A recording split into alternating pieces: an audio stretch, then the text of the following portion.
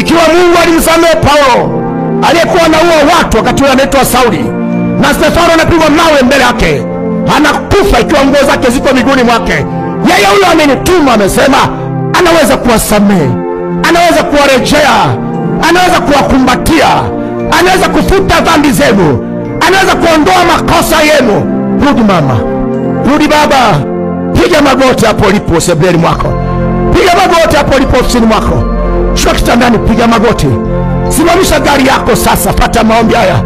Ikiwa unasema mimi ni mwovu, mimi nina dhambi, mimi nina makosa, ole wangu mimi, upanga unakuja, niwe miongoni mwa watu walioko upande wa Mungu, nisiwe miongoni walioko upande wa shetani, niko tayari kugairi baba yangu.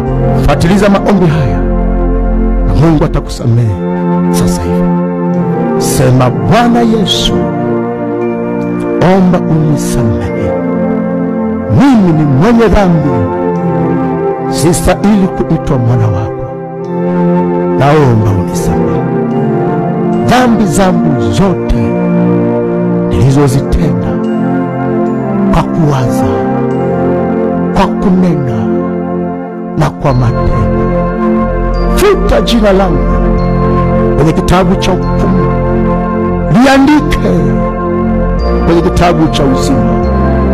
Kuanzia leo mimi naokoka, najutia uovu wangu, nisamehe Yesu, nimefanya vibaya, sifai, ninanuka mimi, naomba nisamehe, niepushe na upanga, niepushe na hukumu, niepushe na jehanamu ya moto, niepushe na mpinga Kristo. Nisamehe Kristo, nipokee roho yangu, futa maovu yangu, usiyakumbuke kabisa, kwa jina la Yesu, amen.